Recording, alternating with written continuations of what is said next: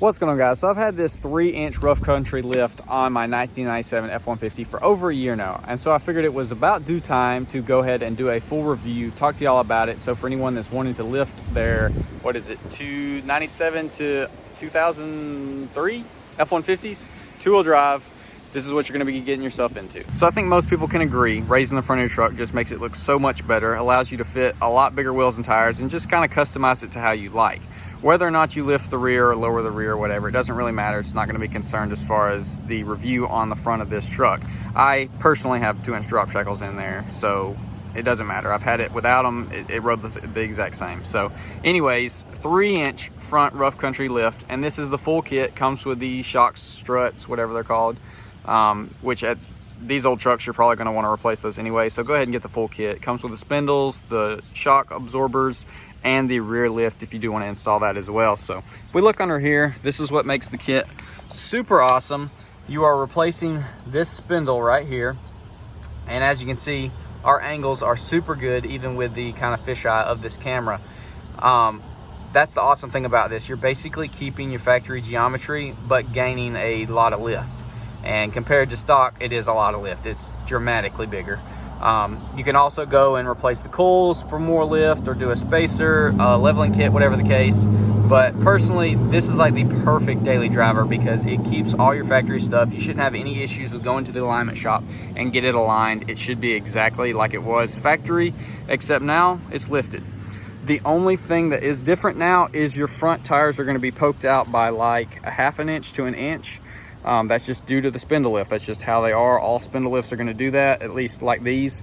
It just pokes out the front a little bit. You can run a little bit of spacer in the rear to make it equal with the front, or you can just run it how it is. It's not going to hurt anything. It's just going to look a little different. Obviously, I have mine stacked, so I have them equal because it looks better when they're equal. I personally don't like it with the rear sucked in and the front poked out some, so just personal preference. You don't have to do that. The leveling kit's not going to poke out your front end, but the spindle lift is. So if you really just don't want to poke out the front at all, spindle lift's probably not your best bet, but this is going to be a lot better than a leveling kit in my opinion. You're going to keep all the good factory angles, and pretty much, just to get the video out of the way, you're going to keep your factory ride. So we're going to hop in it, go for a spin. Obviously, I have the 2-inch 5 to 6 lug adapters with 24x10s and 35 Gladiator X comps, and then on the rear I have the adapters and 2-inch spacers to make it equal.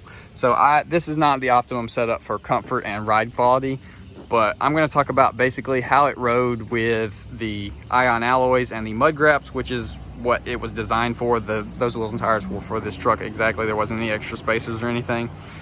And then we will talk about how it is now, but I will say right off the bat, it does not ride as smooth with this setup, obviously, as with the ion alloying and the mud graps. But anyways, let's go ahead and hop in it, go for a spin, talk about it.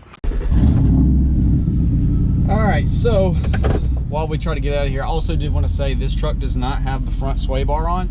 I removed it back when I got it because the bushings were bad on the end piece and it was rattling super bad, so I ended up just taking it off, and it honestly kept riding good, so I just didn't get another one. I had the same thing on my 05 Tacoma.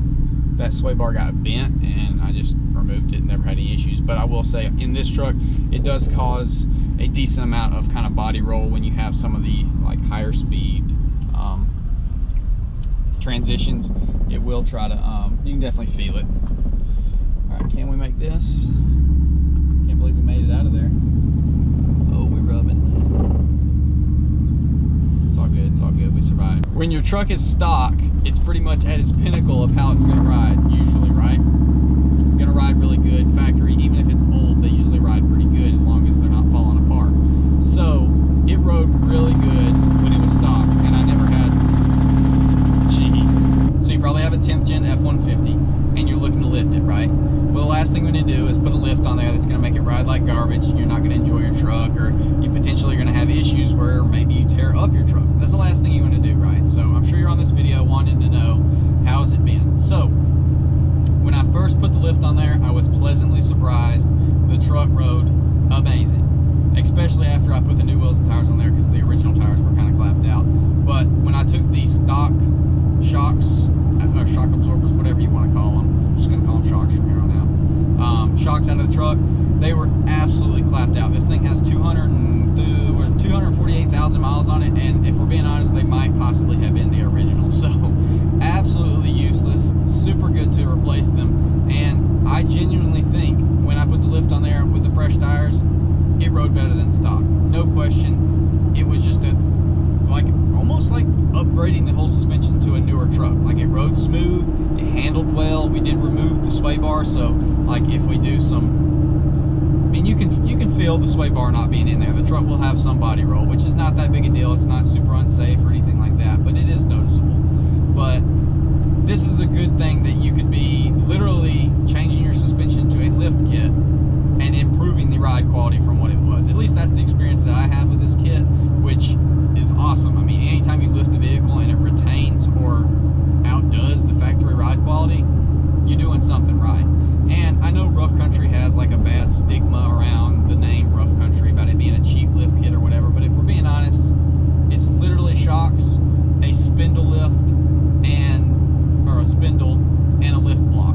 It's kind of hard to mess those things up. Of course, you do have the actual part that the assembly hooks onto on the spindle, which you want that to be sturdy. You don't want that to shear off or anything, which there is some people out there that has said that that's happened, but that's on all spindle kits. You're going to have people that go out and jump their truck and snap it off, and then, oh, well, it's cheaply made. No, you just shouldn't be jumping your truck for something that's not designed to be jumped.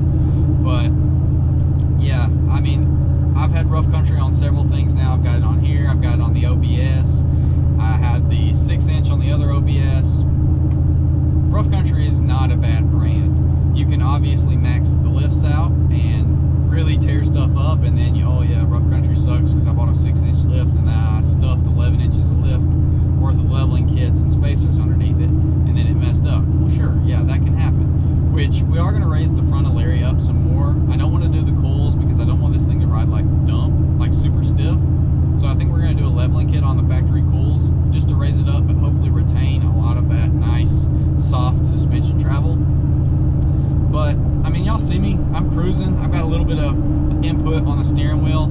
Obviously a lot of that is due to having the spacers, adapters, and more than anything the Gladiator X comps, because they're definitely not the smoothest riding tire. But this truck is completely stock aside from that spindle and the shocks.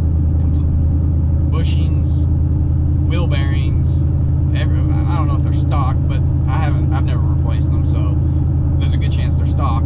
And here we are, cruising down the road.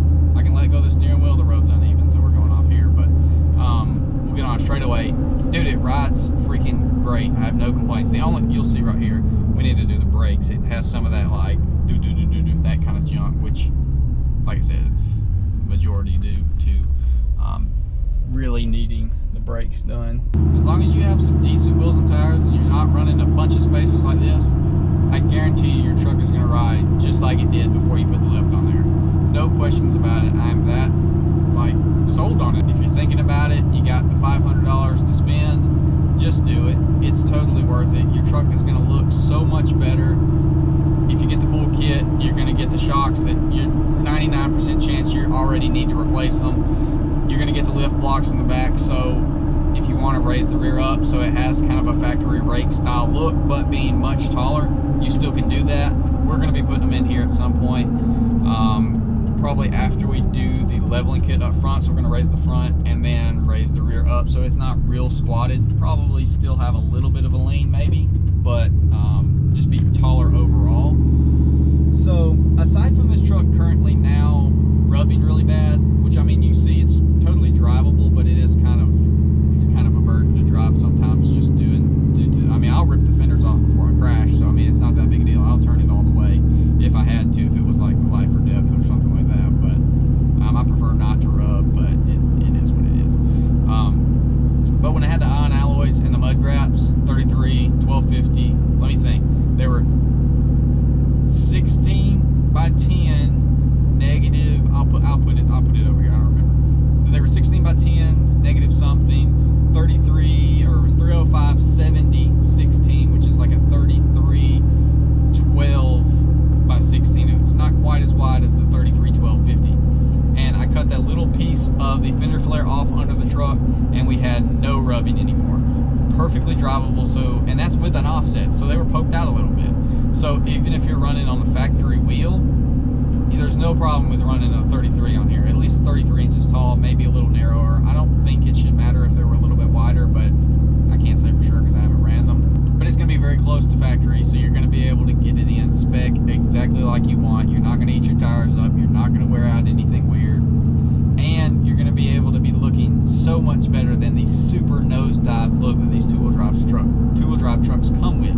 I think these trucks they're all right. They're genuinely just all right, stock looking.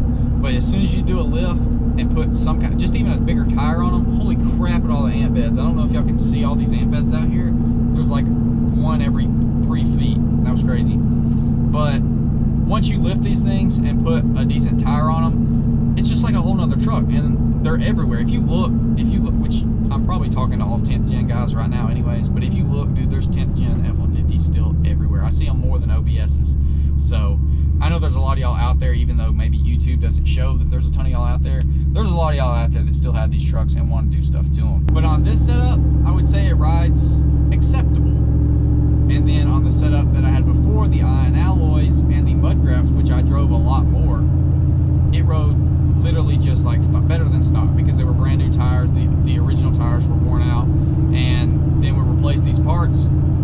So if you are going to use your factory wheels and tires, you're not going to do like adapters on the front like I have, or you're not going to do Gladiator X comps, your truck is going to ride really, really good. You're not going to be upset with it at all.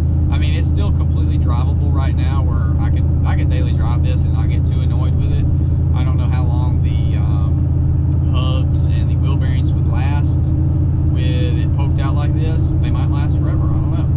But yeah, it's decent right now. It's not great, it's not terrible. All right, guys, well, that's about gonna do it for this video. Hopefully y'all did enjoy. Hopefully I was able to tell y'all everything you wanted to know about the kit. It's pretty simple. I really enjoy it. I know you're gonna enjoy it as well. Just go ahead and get it. Get some wheels and tires that are made for your truck, and some new ones that ride smooth. And dude, it's gonna ride like a freaking dream. You're absolutely gonna love it. So definitely comment down below if you have this kit on your truck and how many miles you've put on it, what you think about it. I'm curious for anyone that's ran it for like, I don't know, a bunch of miles, maybe like 30,000 or more. Curious to see how it's held up. But with that being said, comment down below, let me know if you've got any questions or concerns, and I will see y'all in the next one.